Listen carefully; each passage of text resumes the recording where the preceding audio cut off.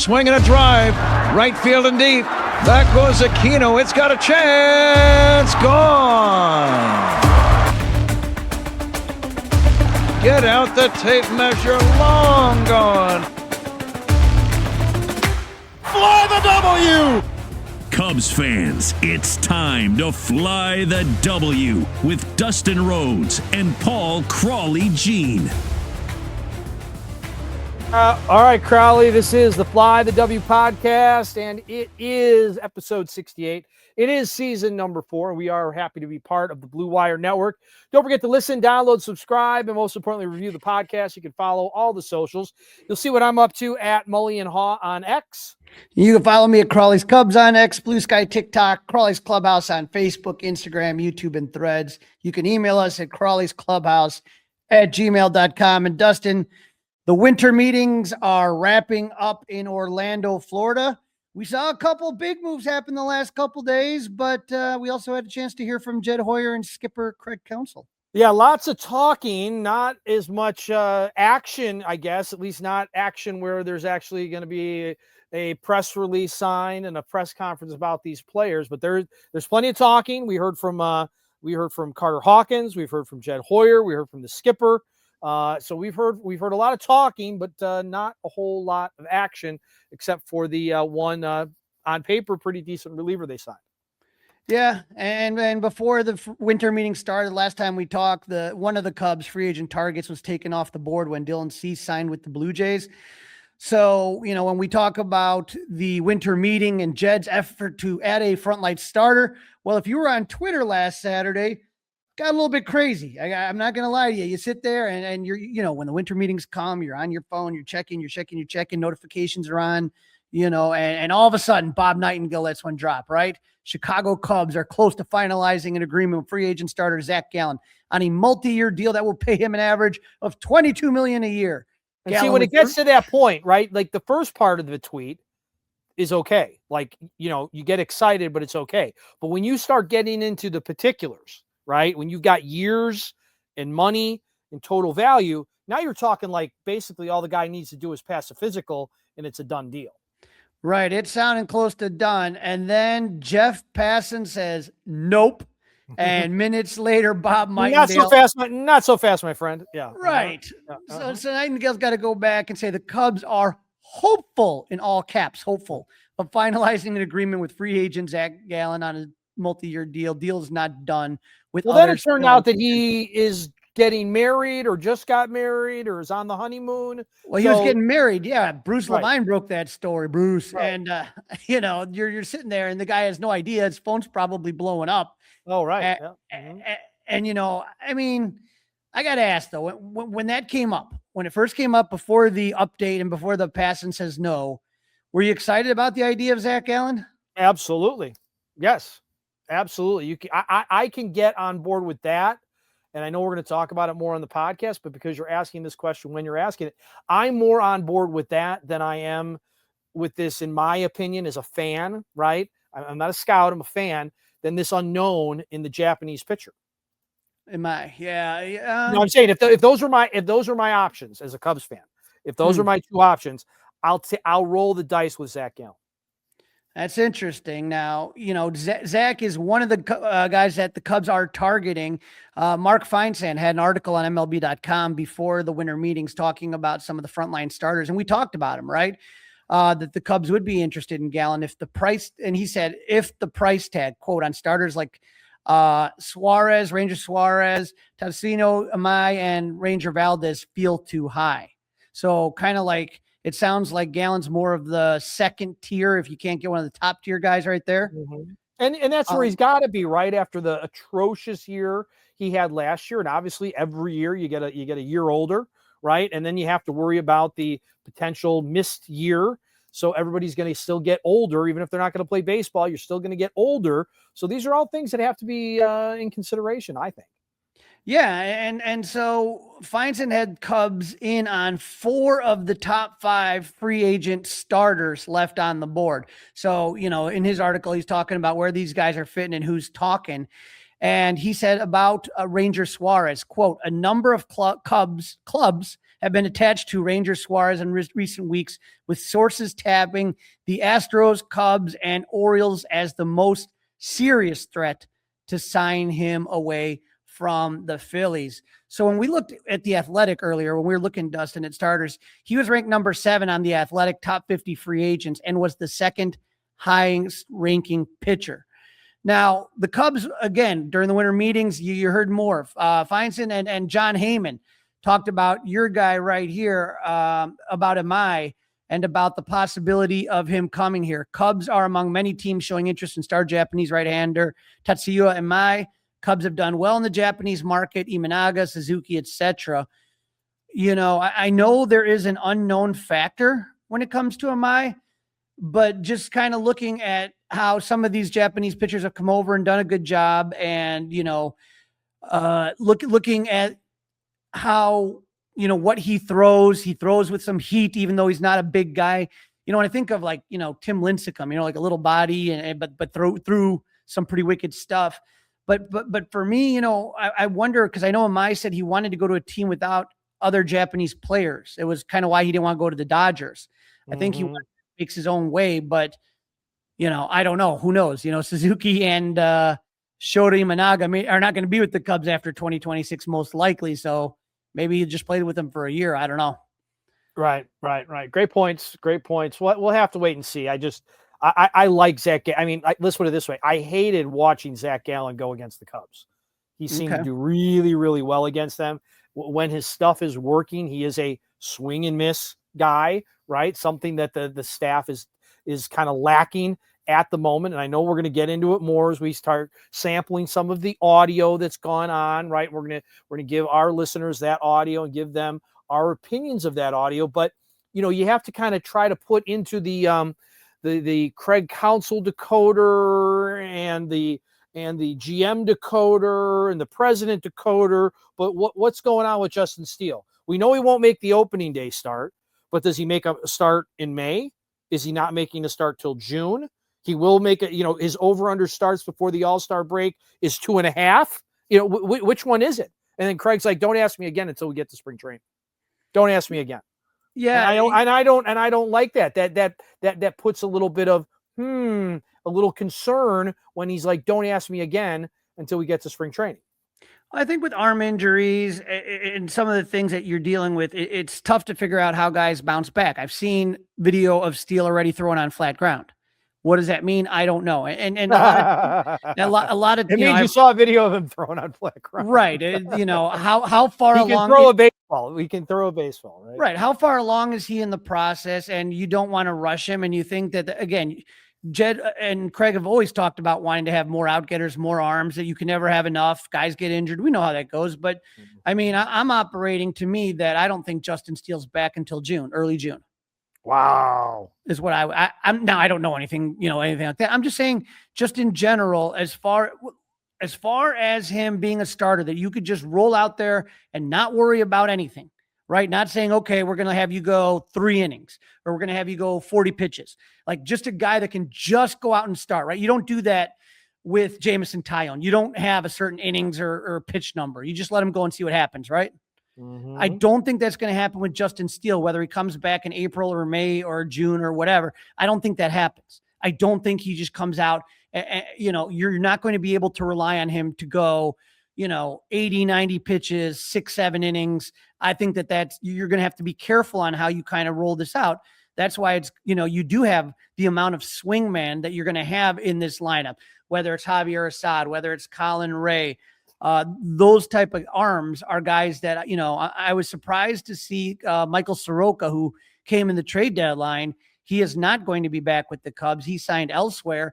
Yep. And so that kind of surprised me, because he's again, another one of those guys that can make a difference and kind of do both things. Right. And so I'm not saying that you're not going to be able to use him. You're just going to have to be more careful with Justin Steele, as opposed to him being an opening day starter or something to that degree, right?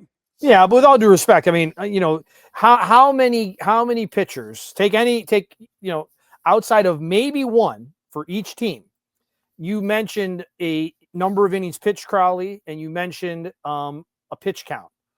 nobody does what you said really anymore, right? I mean, nobody throws that many pitches. Nobody throws that long anymore. I mean, it's just, that's today's MLB, right? I mean, it's basically, the thing we like to make fun of during the regular season, at least I really like to make fun of, the quality start, right? And basically it's like, well, if he gets us to the quality start, that's like a win. Like that's a win. And a quality start is like nothing back in the 70s and 80s. That would be laughable what they consider a quality start these days. So I'm just saying, like, I agree that Justin Steele's not ready for 8 innings and 100 pitches, but I don't know that he's ever going to be ready for 8 innings and 100 pitches because nobody does that anymore. That's all I'm saying. I guess what I'm trying to say. Right. What you have is you have something in mind as the guys going out there, right? Whether it's Jameson Tyone or Matthew Boyd, you have a general idea, but that can change as the game's going on. If the guy's getting blown up in the second, you pull him. If the guy's sitting there rolling, he's, Kyle Hendricks, was the king of doing those. And of course it's, Maddox, a complete game with less than 100 pitches is called Maddox, but if a guy is rolling, sometimes you just let them roll and you're not worried about it. Right. Absolutely. Where I think that with Justin Steele, regardless of what happens his first start out, you don't see him go more than 3 innings. Whether he he only throws 20 pitches or whether he throws 60. I think there's gonna be a certain point where I guess what I'm saying is that I would hope, and I don't disagree with the numbers that you're kind of laying out there, right? I don't at all. But I would hope if we're talking about 3 innings and 65 pitches, let's say, I would hope that doesn't take till June. I would hope if that's where the bar is set, Crawly, I would hope that is May 1st. Okay. Like that seems like those seem like May 1st hurdles to me, not June 1st. Right. And when you talk about what Craig doesn't want to talk about it, I mean, these are things that you know how it goes. It's all of a sudden, remember last spring training when you had Javier Assad with the oblique and it looked like, oh, he's getting ready. Oh, no, he's not. So it's kind of like, you don't know how his body is going to react. There's going to be different tests that he's going to have to kind of meet. And if he doesn't, if his body reacts good, if something feels funky, then you're taking 3 steps back. So you're not going to sit there and say, okay, well, I think this, I think that. And then all of a sudden when it doesn't happen, you're disappointed. They're going to kind of watch it and hopefully it's good. One more starter that the Cubs Mark Feinstein had the Cubs looking at was Michael King, who we talked about. He has the Yankees, Cubs, Mets, and Tigers as the most interested clubs out of all the top 5 starters on the Athletic top 50. The only one it doesn't seem like the Cubs are in the mix for is Framber Valdez. Like no mention of him at all possibly going to the Cubs. No. Yeah. Why did I think Framber Valdez was getting close with the Mets? There's been a lot of talk, but not with the Cubs. And I don't know if that's because of the behavior issue that he had last year, or kind of the bad second half, but not seems to be interested. Now, Dustin, as far as pitchers are concerned, one of the big things we saw was we actually saw a big bat come off the market, one that broke Cub fans' hearts, those that were hoping for a reunion with World Series hero Kyle Schwarber, possibly coming back to the friendly confines, but alas, Kyle will instead be returning to Philly on a 5-year, $150 million deal. That is an average annual value of $30 million a year. Not bad if you can get the work, Dustin. Mm-hmm. Good for him. I'm happy for him. I don't know the way it sounded. I mean, the Cubs didn't even talk to him. They knew he wasn't coming back because of how things ended, right? I mean, they said the Pirates and the Reds were teams. The Orioles supposedly laid out a big deal, and we'll talk about the Orioles in a few minutes. They've made a move, but Cubs the Cubs weren't talking to him.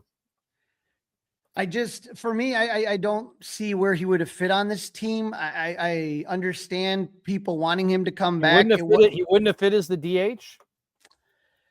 I think that the thing about Schwarber is again, he doesn't hit for average and he strikes out a lot and he can go on hot and cold streaks. Mm-hmm. I just feel like the kind of guy you want is the kind of guy you're letting walk in Kyle Tucker. Now I know people. That's interesting too. That's something interesting because as a couple of these guys start landing, I just wonder where Kyle Tucker fits. Who's paying Kyle Tucker right now? Is he going back to Houston? Is he going back to Houston? I mean, is Toronto really going all in? The Yankees. I think Bellinger goes back to the Yankees. Sure, if Bellinger goes somewhere else, then of course the Yankees are involved. But I mean, you think if he couldn't handle Chicago, he's going to get spit out in New York. Yeah, but in New York, he's not the guy. If he goes to the Dodgers, he's not the guy. I understand that, but Toronto, based on his contract, in Toronto would be perfect landing spot for him. Yeah. But in New York, even when you're not the guy, there's a lot of eyes on you. Okay, yeah. A lot of eyes on you, and if you're not performing, here's the thing: it's not about being the guy. Okay, it's not about being the guy. It's about the fact that he isn't going to potentially live up to the contract. Yeah. That's always the thing. And it is going to be heavy. And so, with Schwarber signing that big deal, that's what people think the dominoes are going to start to fall with others. You saw today, Pete Alonso, the AL East. Right, there you go. There's the money of the Orioles. So the Orioles couldn't get Kyle Schwarber. So then they went and got Pete Alonso. Right. And it looked like the Reds were the closest. They were at 5 years as well, and so I think honestly, all things considered, Schwarber probably has his heart in Philly, but I don't think the Cubs were angling to get him back. Not that he wouldn't talk. If the Cubs would have said 5 years, 155, maybe he might have. I have no idea. I just don't think that that's what the Cubs were looking for. I think it would have had to have gotten to 200 maybe or something, and that would have been dumb, I think, by the Cubs. But I think it would have had to been something that crazy. I do give Kyle Schwarber credit, though. It seems like he wants to stay in a place where he thinks he might be able to win again. And, Philly might be that place. It's kind of now or never for that team. Yeah. And the question on the Cubs' mind, since they were, since losing Game 5 of the NLDS in Milwaukee, is how do you replace the offensive production of Kyle Tucker when he does sign for a different team? Here's what Jed had to say about that. Would you say there's like an ongoing discussion about whether you have enough offense if Tucker doesn't return internally? That is still a conversation you're having, or are you convinced one way or the other? I think we're always, I think you're always discussing that because, by definition, you're everyone that performed well isn't guaranteed to perform the same way, as last year. And the young players we're counting on, Pete took a big step forward in the first half of last year, and that's the question where we could be relying on a bunch of young hitters, and I think there's some with that there's some uncertainty. So I think you're always having that discussion. Listen, I'm very confident in our defense. I think that's probably the one area that I feel like is I go to bed at night knowing we have a really good defense if healthy. But other than that, I think that you're constantly trying to. You never think you have enough pitching. I think that's a mistake. And then with offense, I think that there's some volatility to some of our performance that that I think about. But it could be good volatility too. But absolutely, Matt Shaw takes a big exactly. Owen Casey, whoever. Yeah. So, Dustin, we know going into it that Ian, Happ, PCA, and Seiya Suzuki are outfielders. Okay, Ian and Seiya, no trade clauses. They're going nowhere. PCA, amazing defender. He's not going anywhere. Well, let's stop for a second. Okay. Yeah. And maybe you're going to get there. Sorry if I cut you off, but how do you feel about Seiya playing 100 games in right field or more? It looked like he did fine when Kyle Tucker was out last year. I didn't see anything. I would say out of every part of Kyle Tucker's game, I thought the base running was fantastic. I thought the bat was great when he was healthy. The offense I was underwhelmed by, and I would say that as far as Seiya, he's okay. He's not great. He's not a Gold Glover by any means. But I don't think it hurts him that bad.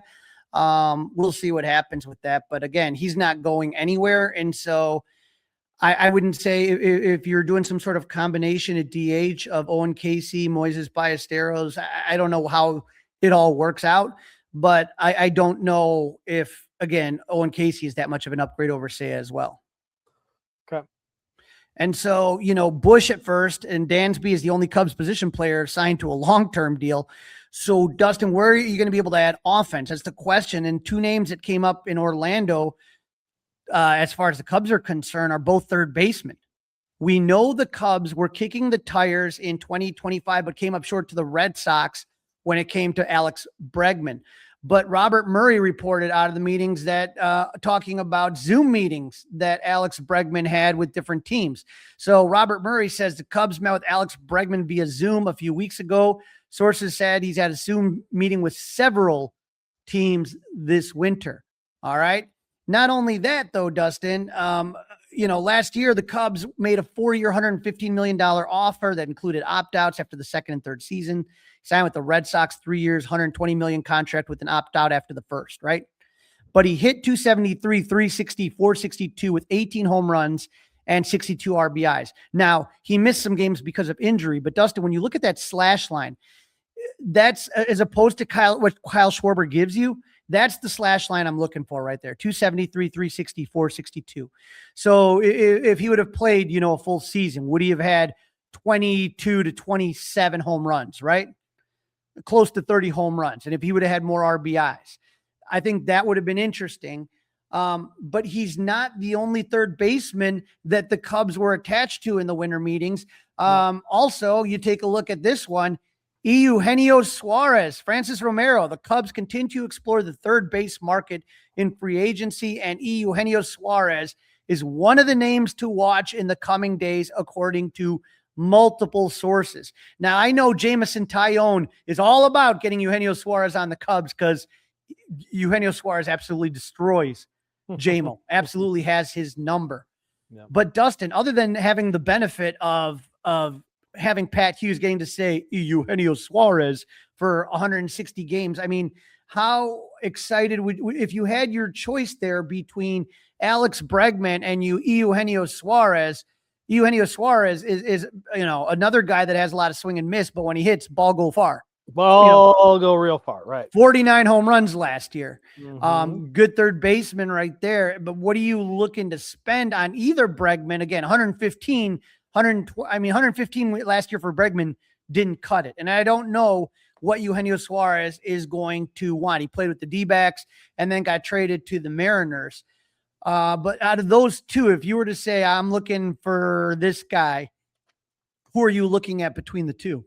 No, now you want to how much of the defense we got to take into consideration, right? He's going to be a third baseman. Or is he going to be like a third baseman / DH guy? I'm saying, what are you doing? What are you doing with Matt Shaw if you bring one of these guys in? Good is question. Matt Shaw going to the minors so he can get at bats, or is he going to be like the ultimate first guy off the bench and a defensive replacement and giving Nico a day off, who might give Dansby a day off, and you know what I mean? Like, so he's rotating through third, short, and second. That's what you kind of need to know. I think in Wrigley, Bregman, though, where Bregman goes, they win. If that matters, right? Where Bregman goes, they win. So right. That's a tough one. You're also looking at leadership. That's the thing everyone talks about is the leadership that Bregman brings to a team. And you do have a lot of young players on this Cubs team. You do. And the question, I think Dansby's been mentioned as a leader, but you can never have too many. I guess you could, but having a leader like that in the clubhouse, that it'd be interesting. I mean, I think it's a tough choice. I would be very curious to see what Eugenio Suarez does if he's ever, I've seen what he's done to the Cubs in the past. What can he do if he got to play 81 home games at Wrigley Field? Mm-hmm. If you look at Alex Bregman's pull charts and stuff like that, boy, he would be those left field bleachers would be mighty inviting for him. So really inviting. It's tough, but you're talking about Matt Shaw, right? And Matt Shaw was a Gold Glove finalist at third. And after a demotion to the minors early on, he came back a better hitter. And so, with all this buzz, like you're saying, what's going to happen to Matt Shaw?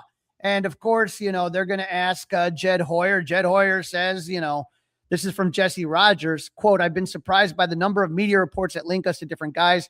There is zero lack of confidence in Matt. I would say the opposite. And when the Cubs were looking to add starting pitching at the trade deadline, the two names that came up over and over again were Matt Shaw and Cade Horton, in which Jed Hoyer said, no deal. Like they're not getting thrown into a deal. That's what teams wanted.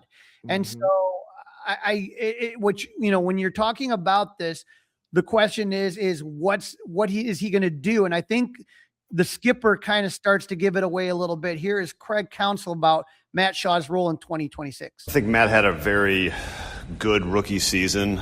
And I think the reason you say that is because he made improvements, and as the season went on, I think he got better. We got a better offensive player in the second half. We got a very good offensive player in the second half. I think, you know, we'd all agree defensively. I think he surprised everybody and made enormous progress as the season went on, to the point of like borderline plus third baseman by the end of the season. Those are all great things. And so, you know, Matt's going to play a big part in this team. There's no question he's going to have a big role and a big place on this team. Can it be in multiple positions or third? I mean, every season kind of brings out its new thing. Like, you know, we were very injury-free last year from a position player group, and that created a lot of continuity with guys playing the same position. A new season can change that. And guys that can play more than one position, in some years, Nico has played shortstop one year. He's played second base. So if a guy can play more than one position and you need it, great. It's another option. So Dustin, I don't think he was the one that kind of brought it up, as a lot of guys can do this. You know, does Matt Shaw, if they do get one of these big third basemen, whether it is Bregman, whether it is Suarez, I don't think Matt Shaw is going to go to the minors. I think the time for that was last year, to be honest. I think Matt Shaw, you know, he's not going to get better at hitting sitting there watching. No. And so he's going to have to play every day. It's just, you know, the question for me, I guess, is, you know, are you going to hurt his development if he's not in every day? And if you keep moving him around the diamond, that super utility role that was developed, you know, that was Ben Zobrist's calling card, you know, it's not for everybody. And you know, I know they tried that with Christopher Morel. I'm not saying that Morel and Shaw are the same defensively, but I just think when you keep moving guys around and they can't get consistency, especially at the major league level, not great. So I don't know how this plays out. If you're telling me where can you add the more pop, I would say third base is your best answer. Now, Nico Horner, and I hate to say this, and I don't want people getting mad, I'm not advocating this. Nico Horner, careful. Like Ian Happ, like Seiya Suzuki, will no longer be under contract after the 2026 season, right? And so if you only have a year of Nico left, and I don't know if the Cubs, it's hard for me to imagine them not bringing him back, because he seems like the heartbeat of that team. You know what I mean? I think he's the most underrated player on the team, and I think he's the heartbeat of the team. But if you could sit there and maybe get, you know, some good relievers, or some combination of a reliever, or if you can get a starter and throw Nico in the deal and move Shaw to second, would that be something they consider? Or if things aren't going great for the Cubs, maybe Nico, you know, is packaged during the trade deadline. Yeah, I think maybe if things weren't going well for the Cubs, maybe I'd go that route. I wouldn't go that route now. I mean, Crawly, he's the only guy that kind of sort of hits with runners in scoring position, right? He's the only guy who has timely hitting. So I don't think they're in a position to get rid of a guy who actually might drive somebody in with the runner in scoring position. It'll be interesting to see what they do. You know, we talked a little bit about Alonso. We talked a little bit about, obviously, Kyle Schwarber. Another big piece fell in the winter meetings. A bullpen piece was taken off the market during the winter meetings. Former Mets closer and Timmy Trumpet enthusiast Edwin Diaz signs a deal with who else? The Dodgers. Cue up that music. I do love that music. I do. We played that quite a bit this morning on the Mullen and Haw show. I wonder if the Dodgers will just hire the trumpeter as well. Yeah, might as well. Right? You know, maybe hire him to do all the games. Yeah, and so when you take a look at this right here, you're looking at Edwin Diaz signs 3 years, $69 million from the Dodgers. Opt out of the final 2 years and $38 million of his Mets deal. So the closer gets another year and $31 million from the Dodgers. And so, it's just who aren't the Dodgers? Yes, they're going to get Timmy Trumpet as well. But Dustin, we obviously saw what big role the bullpen played for the Cubs last season. And we saw how managers use their bullpen extensively, when it came to the postseason, right? What an important thing they did. And so this idea of, can the Cubs actually start a season with a lockdown closer was brought up to Jed Hoyer. But it sounds like you'd be open to maybe signing a kind of opening day closer, like an obvious solution for the ninth inning. I wouldn't say we're against it. Just, like I said, we'll be in on the relief market. We're definitely talking to agents of relievers, but like I said, a lot depends on, usually end up having to be the high bid. So. Yep, you're going to have to be the high bid, and we've seen the last 2 seasons Cubs closers not work out, with Hector Neris and Ryan Presley losing their roles and being DFA'd before the season even ended. Sounds like the Cubs really want that back end of the bullpen solidified at the start of the season. Usually the way the Cubs have gone about this, see what happens, see how it melds, and eventually it'll work itself out. I think they want to come out with a really, really tight bullpen. And, one of the names that have been brought up is Robert Suarez. You saw him when he was here in the NL wild card, right? With the Padres, and Francis Romero's reporting, hearing from the winter meetings, that the Cubs are still exploring the closer market with Robert Suarez as one of the ideal candidates. And Dustin, I know the Cubs were interested in him last season, right? And so when you look at Robert Suarez, he's a guy, 98.6 mile per hour fastball, 98.4 mile per hour sinker, and a 90 mile per hour changeup. That's what we've been advocating for a long time.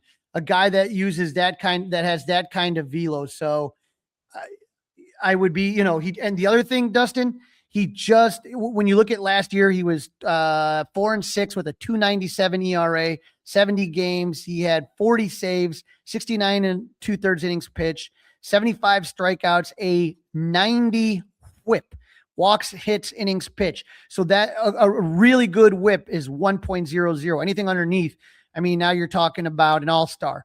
And so he's a guy that strikes out a lot of batters and doesn't walk a lot of batters, which I definitely would love to see in this Cubs bullpen. They already got Matten to pitch. You could have Matten pitch in the 8th. You could have Suarez pitch in the 9th. You got another guy with gas in Palencia, and hopefully Porter Hodge can get back to form. I think people are just kind of completely discounting him. I wouldn't do that just yet. And so, it's interesting because a lot of the moves, the Cubs are still interested in the same guys they were last year that we're talking about: Robert Suarez and Michael King and Dylan Cease and Alec Bregman. I don't know. I just hope after, now that these guys are heading home, hopefully Jed has something in place and a move's coming soon. Well, Crawly, really quick before we move on, who led the Cubs in saves last year? Brad Keller, right? Was it Keller or was it Daniel Palencia? We can take a look here, but I would say Brad Keller. Okay, but or are we done with Daniel Palencia? No. Okay, I'm just saying, you mean his name's not being talked about a whole lot, and I like the guy a lot, and I just wonder where they are with him. So you can never have too many guys that are throwing heat. So Daniel, no, listen, I don't disagree. It just feels like he's not being talked about. Well, he's already on your team. So you're what you're talking about is building up the bullpen. So you're saying working backwards because he's there.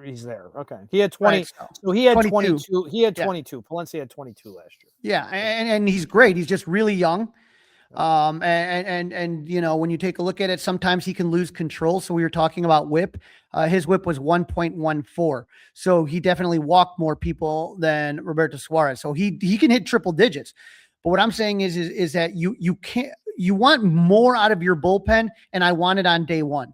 Like if you had Palencia, Matten, and Suarez going 7, 8, 9, or flip Matten and Suarez, or Palencia, whatever you want to do on that.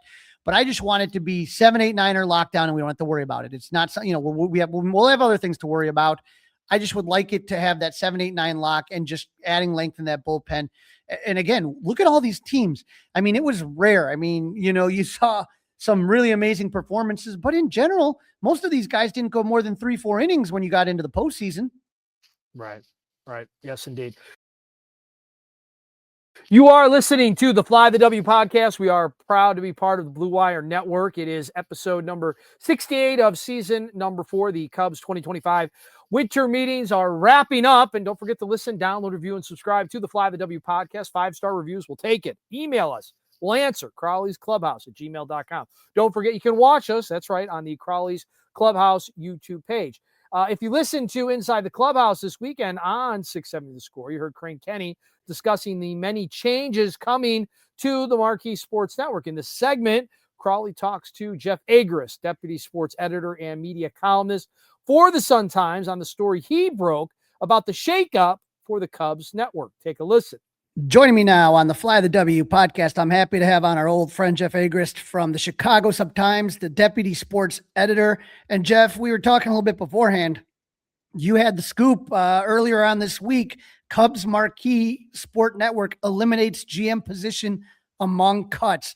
That sent reverberations throughout the Cubs community. Tell us what's going on here. Well, they're cutting costs. And I want to be clear about this, though. Like, yes, this is not great news for Marquee. You know, they've lost a digital presence with big cuts on that side. Tony Andracki, Andy Martinez. They were great at what they did. But they're not alone in this. This is not a solely Marquee issue. This is a regional sports network issue that Marquee is feeling. And so what has happened is that they weren't cashing in on their goals of being this digital presence. The DTC service is doing fine, but they had big ambitions for a digital presence that hasn't been met. Sales have struggled, and they've consolidated. They're going to go away from focusing on digital. They're going to put all their efforts toward game coverage, which they've been doing. You know, you're not seeing the documentaries you saw at the beginning of Marquee's since Marquee launched under Mike McCarthy, who's now at CHSN, ironically enough. But they've cut back on a lot of original programming. They do give Cubs fans a lot of what they want. You know, I'm sure people enjoy the old game and they get to hear Harry and Steve. They were at general managers meetings. You can imagine they'll be at the winter meetings. They do have special shows that are in studio. So they do give more than other networks do. But this was advertised as being the next great regional sports network. And it really, aside from those extra shows focused on Cubs, on free agency, on the draft, and those are great, and those are nice extra programming, but it's not this 24/7 behemoth that we were led to believe that was their goal. And so you're seeing cost cutting, but again, the headwinds of the industry are such that this is necessary. Crane Kenney has mentioned about how them being moved from the popular programming tier of Comcast to the ultimate tier was a part of these moves, because they were going to lose revenue from moving to the higher tier and losing customers. And so they've removed the GM position, which, you know, at first I was like, okay, you're going to spread some roles around. But then the more I thought about it, you know, Colin Faulkner's a great guy. I've met him. He's delightful. Him and his family are delightful. He doesn't have any television experience. And so my concern is, well, what are we going to get going forward at this network? Maybe it can run itself. Like, they still have production staff in place. They don't have one of their top producers at ESPN last year. So they are on a reduced staff in that regard. But I think it's going to be really interesting to see the product this coming season. It's first on a new Comcast tier, and see if viewers catch anything different. Crane has said they're not going to notice a thing. Let's hope not. I guess so. When I was there at CubsCon when they had the big reveal, CubsCon 2020, they had the whole Marquee. They had everybody on there, and I will tell you, I did not boo. I was excited, and when Marquee came out, when Marquee came out. And that was the COVID season, which again, you know, sometimes this thing feels snake bit, but when I sat there and you talked about the documentaries, the Harry Carey documentary, the Fergie Jenkins, how the one about the Billy Williams, the Sandberg game, the Buck O'Neill one, all that jazz. Yes. Phenomenal. Yes. I loved the original programming, kind of like the Hollywood and Ivy and the MVP show. And they just were trying new things. I thought it was interesting. I thought it was fun. It was on my channel, it was on my TV 24/7, but this kind of, like you said, it's the headwinds of the industry. And if Crane's saying, okay, we're not going to notice a change. Like I already noticed it last year when they cut down on spring training games. And it's like, and they didn't travel to all the spring training games. Most of them were done remotely. That was the first tell. Again, business-wise, it makes sense. Like these are spring training games. People don't know half the people in the games. So they were there for the beginning of the season. They were there for the end of the season. Games in the middle, they broadcast remotely. I get it. Business-wise, it makes sense. But they were doing all of them there. And that's a sign of cutbacks. It's just the way it is. And it's just as necessary as it is, it was an obvious and unfortunate look. And I'm looking at this thing too. And I remember, okay, well, Mike McCarthy had to leave because of health reasons. Okay, that happens. People have issues. But then, like you said, then he jumps over to CHSN and it just, I know Colin Faulkner. I think he's a great guy. This is just kind of, wow. It's almost like, it's just, I don't, like you said, don't know what his television experience is. And my concern is that, okay, you want us to pay $20 for an app, or you want us to pay higher tier cable costs, but it seems like we're getting less. Sure. And that's everywhere, when the fans of the Twins, the Padres, the Rockies, the Guardians, I'm missing one.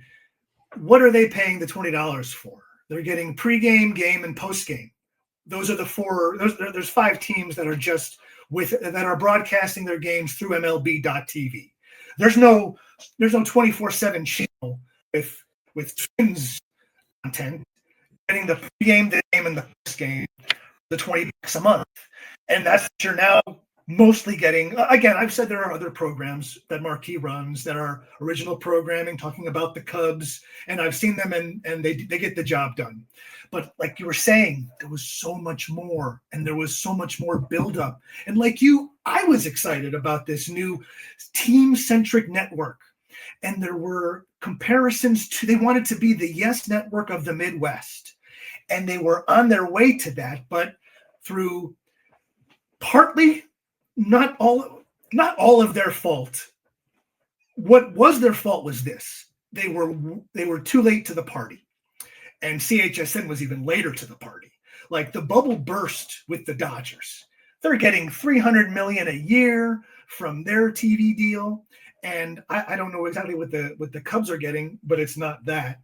And what happened was, in 2015, they were unable to extricate themselves from their deals with Comcast and WGN. Not that anybody wanted that, but if they were going to go all in, if they were going to push their chips in to get to their own regional sports network, they had to get out of those. They had to get out of those deals.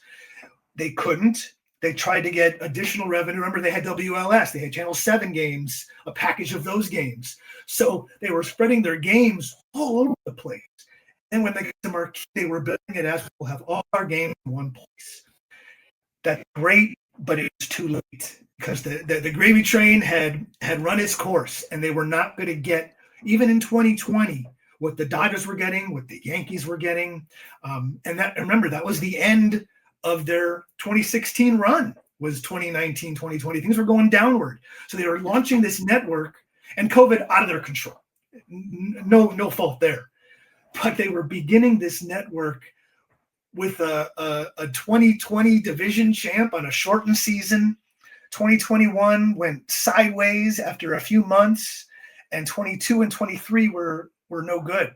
So they put themselves in a tough spot by being unable to get out of those original deals. And then the team started slowly on their network, and here we are. Yeah, and you mentioned some of those other teams that have lost their TV deals. What do you think? I know Rob Manfred wants everything in one place. Do you see? I mean, I don't know how you're going to do that with the Yes Network or some of those teams, but if you're talking about if you can get 23, 24 teams involved, I mean, I just don't know how. When I look at your article and I'm kind of seeing that it seems like Sinclair, who partnered with the Cubs on this, kind of had a lot to do with kind of some of these cuts going on as well. Absolutely. They were very involved. And Marquee, let's be clear, they've got 200 on television stations with affiliates, ABC, NBC, CBS, Fox, that right? 200 television stations. They have the Tennis Channel and they have Marquee. But they were really focused on Marquee because that can be a money drain. And they were involved in setting their book straight. They were involved in these decisions because they have that experience. The Cubs are still new to this regional sports network game. They've been doing it for only 5 years. Not that Sinclair was some regional sports behemoth. They did try that when they ended up with all those RSNs that Fox sold to Disney, but then Disney gave them to Sinclair to promote as remember that Fox network bundle that then became Main Street Sports and now is FanDuel. It's all a giant mess and puzzle. What I'm saying is that Sinclair, like you said, had a lot to do with this, and I'm curious what the next step is. Like you said, Manfred wants to get all the teams under one umbrella.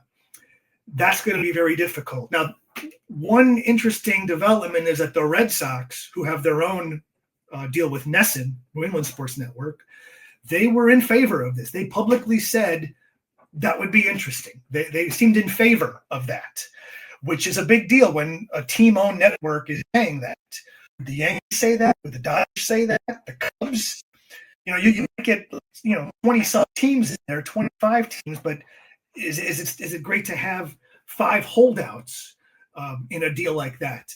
I know they have to get through a potential lockout first, but that's going to be Manfred's last real signature moment, is trying to get everybody under one umbrella. And that's going to be hard because Marquee has an agreement with Sinclair beyond these next few years. I know it's long term. I don't know the exact year, but it is beyond the current CBA, which would lead you to believe that it is beyond, when Manfred would like to get something done with all these teams together. So that's the next major hurdle for Marquee to have to deal with. Now, we know that Crane Kenney was on 670 The Score hit and run this morning with David Haw and Bruce Levine. And, at least some good news is coming out that the talent is coming back as far as the on-air game talent. He said that today, correct? Yes. Yeah, he said, well, it's good news if you like the talent. Like, not everybody likes everybody, which is just the nature of the beast in broadcasting. Right. Yeah. Cole Wright will be back. I think people know how I feel about him. I've written about him many times. Elise Menaker, Taylor McGregor will be back. Boog Shambi, JD, Jim DeShays, Alex Cohen will be back as well. Michael Cerami reported that this morning. So they're getting the gang back together. They're all under contract. Well, it'll be interesting to see how much longer they all stick around. Taylor Starr is on the rise. If you notice, she's been on ESPN and ABC more doing college football. She does great. Big fan of hers. I adore Boog. Longtime fan of his. Not everybody does. I don't understand why, but people on Twitter have their reasons for not liking him. I think he's fantastic. I think he's one of the best sports announcers out there. He brings levity. He brings knowledge. He has a great depth of knowledge about baseball from his connections over the years. He's tight with so many in the game. And JD is just a delight. He brings even more humor to the broadcast and knowledge. And the byplay between the two of them is off the charts. They were at their peak, I thought, last year as far as entertainment goes. JD and Boog. Just tremendous. Alex brings great depth to that. Cliff Floyd, I think, has been the one guy to at least, poke the bear when things aren't going great for the Cubs in the studio. He'll say what he thinks, and God bless him for that. But yeah, the point of this was to keep keep the front-facing talent in-house and on the air. The changes that are being made are behind the camera. So the hope is that the viewers don't notice anything. Now, when this Marquee launched, the most famous quote from Crane was, "Wheelbarrows of cash is what this was going to bring." Wheelbarrow, yeah, the wheelbarrow of money dumped at Theo Epstein's door, right? Wasn't that? Well, that was the wheelbarrow. He said that before 2019, didn't he? Yeah, probably. Yeah, I think so. But the point was clear. They wanted to make as much money to dump at Theo's door for baseball operations. Well, I guess if that was the belief, though, is the reverse true? Now that's a concern that Cub fans have. Yeah. Like if all of a sudden, again, in your article, it does say about Sinclair playing a key role to it. But if the Cubs are losing revenue from Marquee or don't have as much, then do you have less wheelbarrows of cash, or do you have less cash to spend on the team as far as payroll? I don't know the answer to that. I would imagine it would help to have that money. Like the Dodgers, like we said, get $300 million a year. That helps. Not having that doesn't help the Cubs. Is it going to prevent them from getting their first $200 million player in their history? I think they could do that without the network. They still have a lot of money. It's just how they choose to spend it. Crane gave a great explanation as to how their finances operate. He made it sound very simple. I would imagine it is not that simple.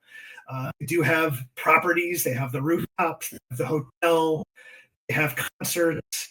Like, I think it's more in the pie after the revenue sharing that they have access to. I'm speaking out of turn there, but that's how I think most people feel.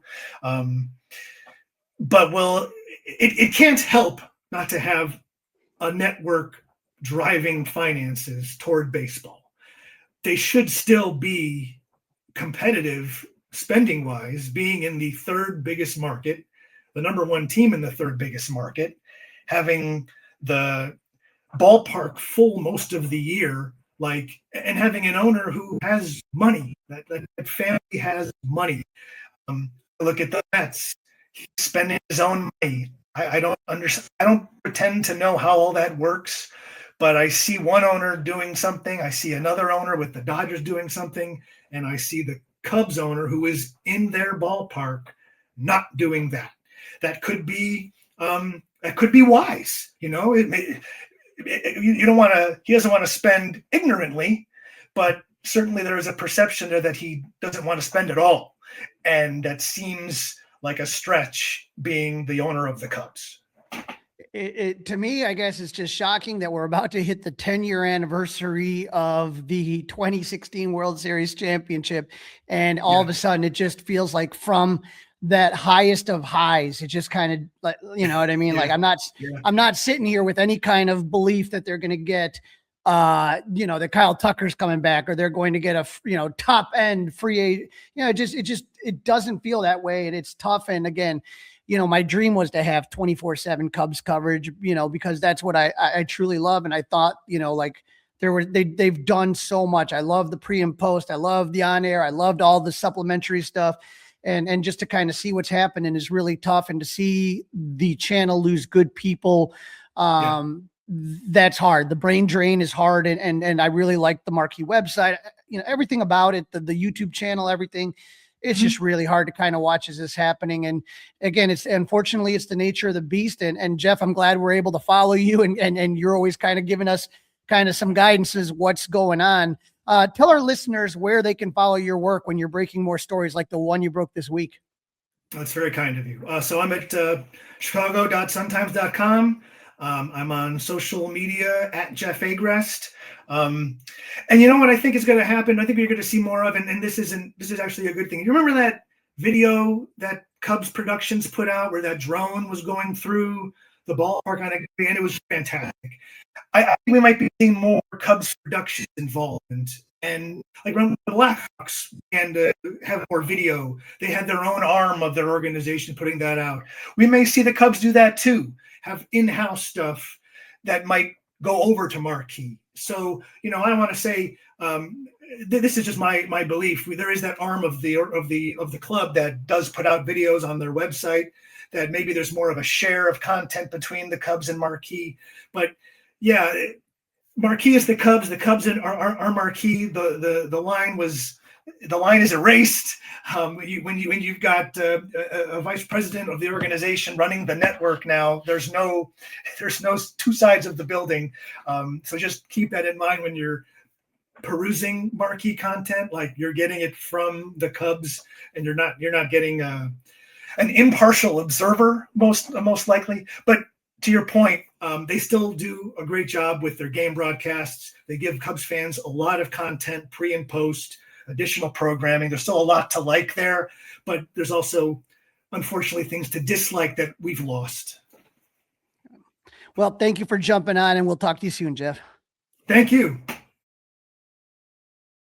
This is the Fly the W podcast, part of the Blue Wire Network, and this is episode 68 of season number 4. The 2025 winter meetings are wrapping up. Don't forget to listen, download, review, and subscribe to the Fly the W podcast. You want to get to Crawly and I, you can email us, crawlysclubhouse@gmail.com. Don't forget, you can watch us on the Crawly's Clubhouse YouTube page. All right, Crawly, time to talk about some non-Cubs baseball news. Yep. A lot of things were going on in the winter meetings, and we know on Sunday, the 2025 National Baseball Hall of Fame Contemporary Baseball Era Committee player ballot was announced on Sunday. You needed a total of 12 votes. 75% were needed for induction into the Hall of Fame. And Dustin, when we looked at this list last time, you had Barry Bonds, Roger Clemens, Carlos Delgado, Jeff Kent, Don Mattingly, Dale Murphy, Gary Sheffield, and Fernando Valenzuela. And the winner was Jeff Kent. I got to say, Dustin, that was a little bit surprising to me. Yeah, again, what has Jeff Kent done since he has the most home runs for second baseman. Yeah, right? That's his kind of claim to fame. Yeah. Guy was kind of a douche, wasn't he?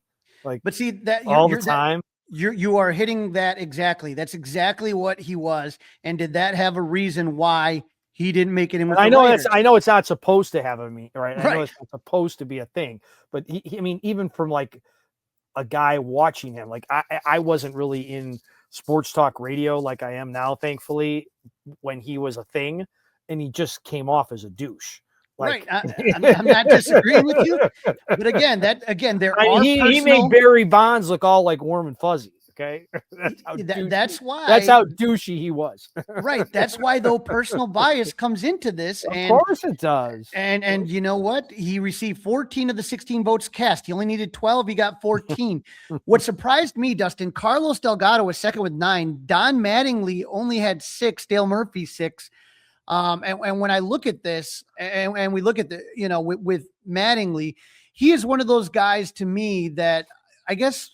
Again, this is the era that we came up watching baseball in, Dustin. Mm-hmm. I mean, Mattingly, 14 years with the Yankees, 6 All-Star games. He won a batting title, an MVP award. He's 4 short. I think led the AL 10 All-Stars. I think you need to dominate your position for a decade to be a Hall of Famer. He didn't. Now, who's his contemporary? Who when he wasn't making the All-Star games in the late 80s or mid 80s, who was, do you remember off the top of your head, like who was making it? Or who, if he made the All-Star team, let's say from 80 to 86, okay, who made it from 86 to 90?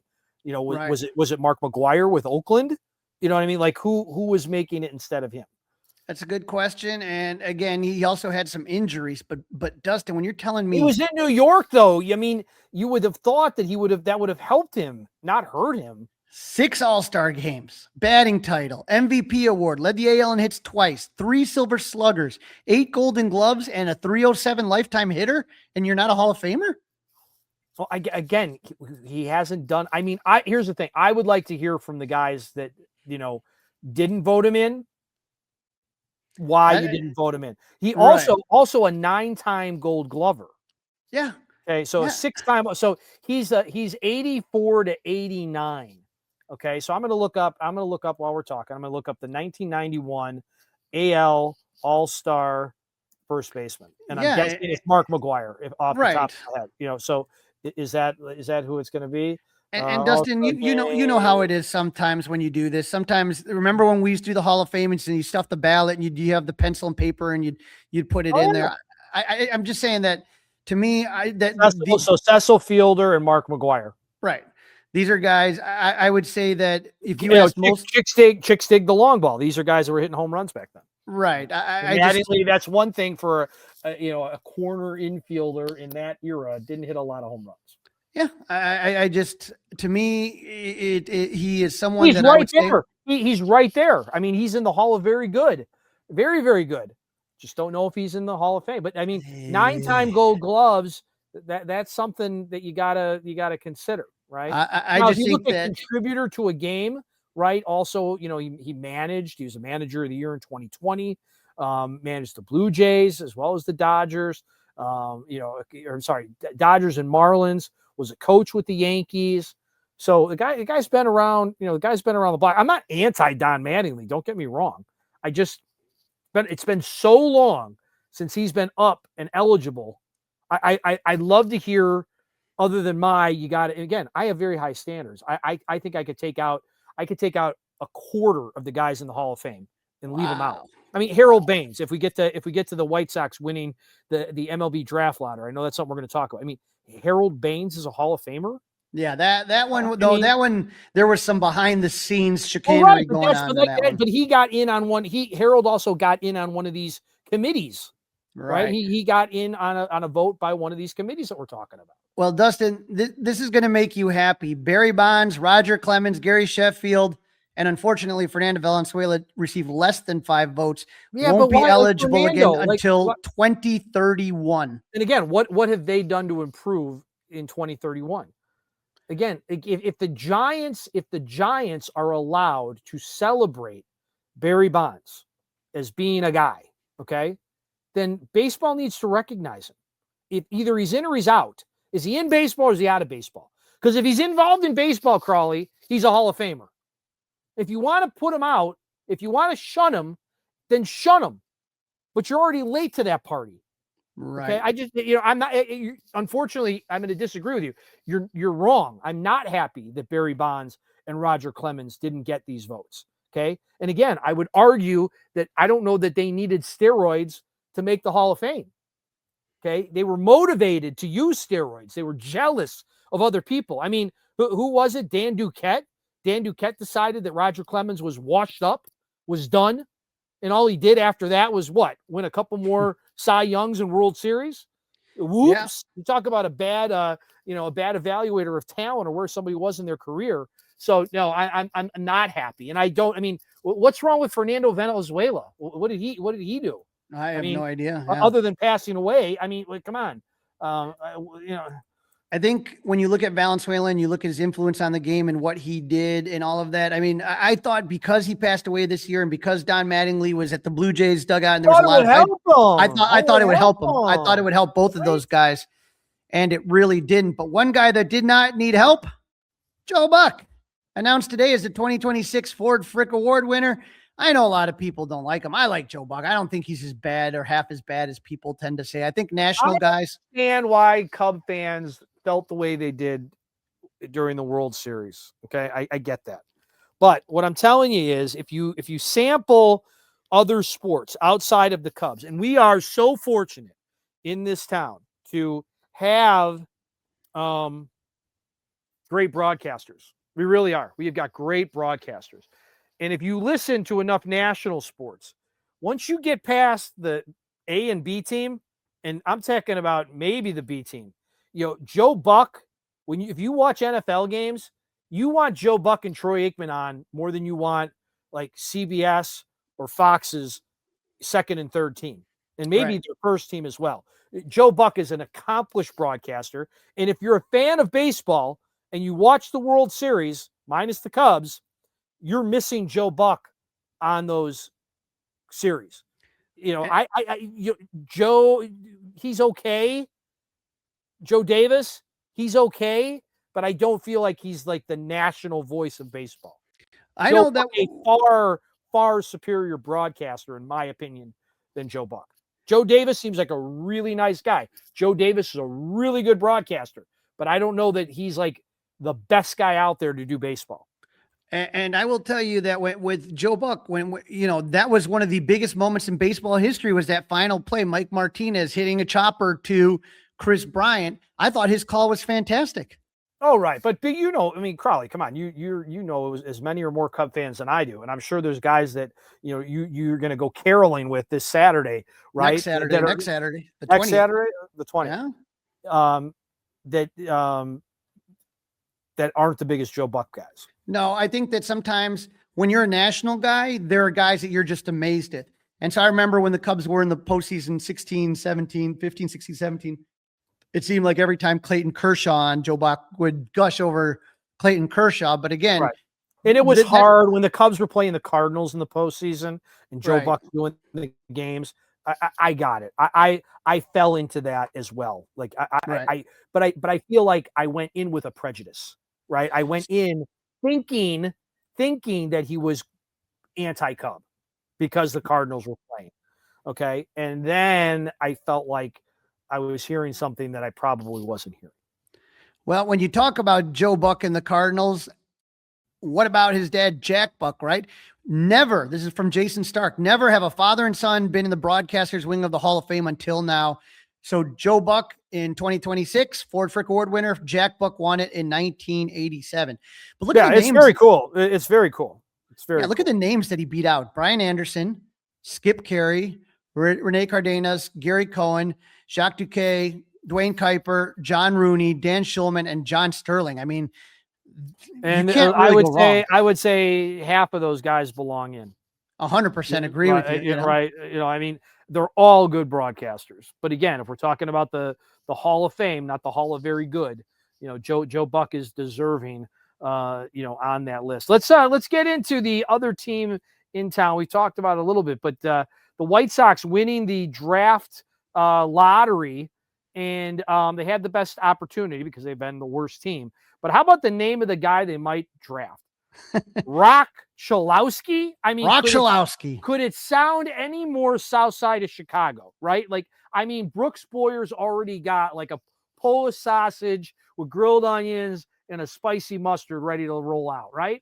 All I got to say, Dustin, is they got to bring the super fans back on Saturday Night Live. Unfortunately, George Wendt passed away this year, but boy, oh boy. I mean, it almost seems like that is just made for those super fans. I mean, oh my gosh, all he needs is a Ditka mustache and he's there. It is so stereotypical. And then how about the Cubs? The Cubs are drafting Ryan Sandberg. They're drafting 23rd.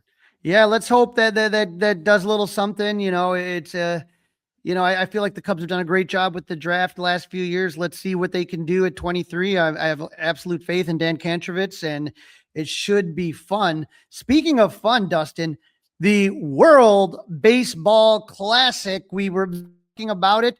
Yeah, Matthew Boyd, right? We talked about Matthew Boyd's participation in our last episode, right? Oh, this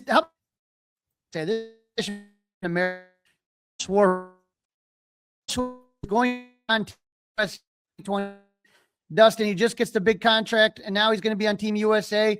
So when we take a look here, we got some more names in there. So we got going across left to right, Corbin Carroll, PCA, and Aaron Judge in the outfield.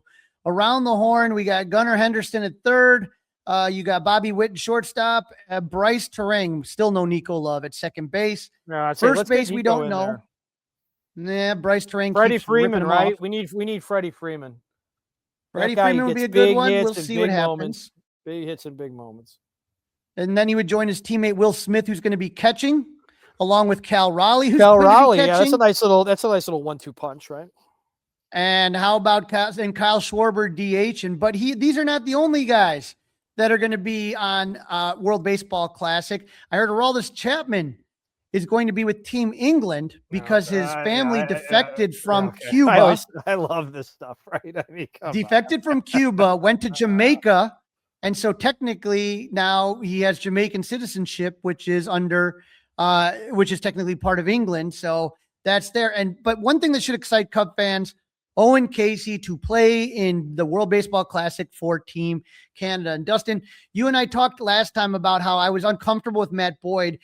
And the main reason is I get more nervous about pitchers than I do about position players in this.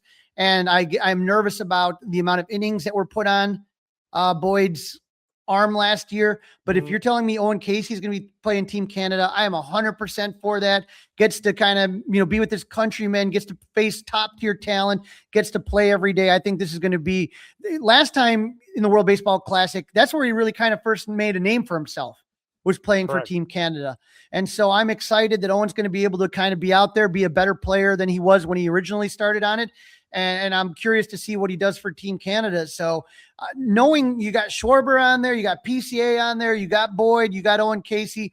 Do you feel now, Dustin, that you're more inclined to watch the WBC, or were you all in just to begin with? I mean, I don't know that I'd watch like all the early games, but I think when you get to like the elimination games, I think then I'm a little bit more all in, if you'd like to say. I will tell you again, one of these days, I do want to go to Miami because they have the fans are crazy and the vibe is crazy. I would love to go to Miami and see like the Dominican and Puerto Rican and all those, the fan bases there just going crazy. I think that would be so much fun to do. Not going to happen this year, but in the future, maybe next WBC, I am going to make a extra effort to try to make it out there. Very cool. Very cool. All right, Crawly, that is a wrap. Don't forget to download. Don't forget to review. Don't forget to subscribe. Drop us a message, 5-star reviews, all that stuff. You can watch us by subscribing to the Crawly's YouTube channel. Enjoy the Christmas holiday season. If we have some news, and if we don't have any news, we'll probably talk to you next week. Sounds good. And let's hope that Jed Hoyer keeps those phone lines ringing. Go Cubs! It's all over.